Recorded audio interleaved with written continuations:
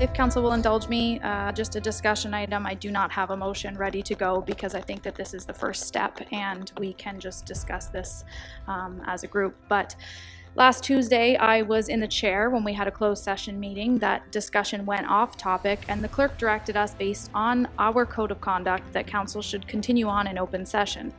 Council decided it was late in the evening and that we would not be productive at that time of night. I take my responsibility of chair seriously, and I wish to follow up on the discussion in open session because I believe this conversation needs to be had and some accountability and integrity needs to be restored to this table. I have never had a job with responsibilities that weigh on my shoulders as much as this one does. Further to that, I've never had a job where I was expected to execute on these major responsibilities in such an ineffective, troubled, and highly dysfunctional work environment, until now. There is an adversarial tone to each and every one of our council meetings. There is a lack of cohesion around this table. There is a team that is barely holding on by a thread. Decorum is at an all-time low, both in and out of council chambers, and the stress, bullying, fear, and intimidation is at an all-time high, and I believe that it should stop now. How are we supposed to do our job and represent our constituents when we can barely make it through a meeting week after week? How are we supposed to bridge the gap in a divided community county-wide when we can't even enjoy a meal together in our lunchroom? We encourage deputations to come forward only to cross-examine them and show high levels of disrespect.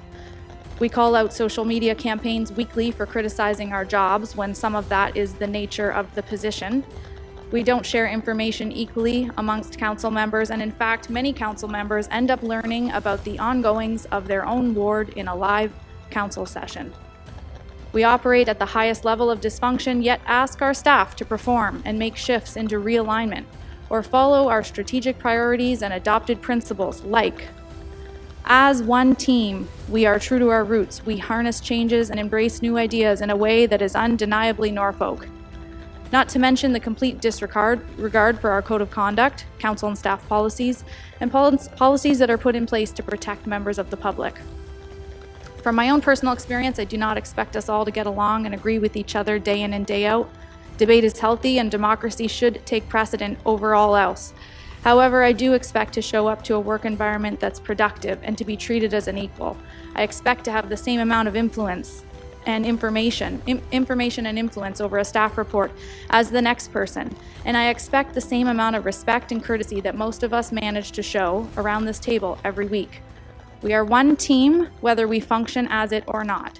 Mayor Chopp can comment about being targeted over decisions she makes and bearing the brunt of public upset without support from council, yet this council does not conquer and divide over the negative media coverage or correlations to sandwiches and haircuts put on us by the mayor. Threats are made to council members that our behavior will result in negative situations from a staff perspective, or that if we speak out on an issue to advocate for something of importance, we'll be accused of campaigning in the election, which is 2 years away. In my opinion, this is gaslighting council, making someone else's reality our reality, and it breeds an environment that causes council members to be apathetic, to not advocate or debate for fear of comments and accusations. It has certainly affected me on a very personal level, which is directly related to my ability to do my job in the public realm. My request is that we have an open and frank discussion around this table, nowhere else, about what our expectations are moving forward.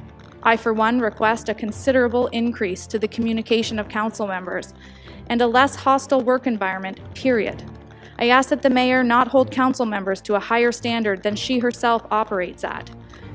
I find that sometimes she can be the first one to critique council members and interject with comments after someone shares an opinion or insight. She manages to speak freely when it suits her and does not give the same courtesy to others.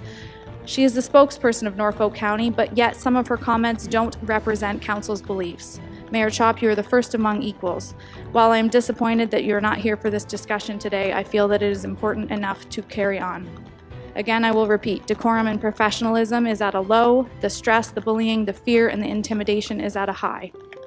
In closing, I believe this should have been addressed a very long time ago, but we've all taken liberties and adapted to the way we've learned to do our job. I didn't know what I didn't know, but now I do know.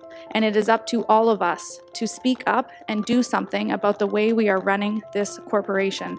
So with that, I would ask for my colleagues to share their feelings. Let's have an open and frank discussion and clear the air so we can put our best foot forward for Norfolk County from here on in. Thank you.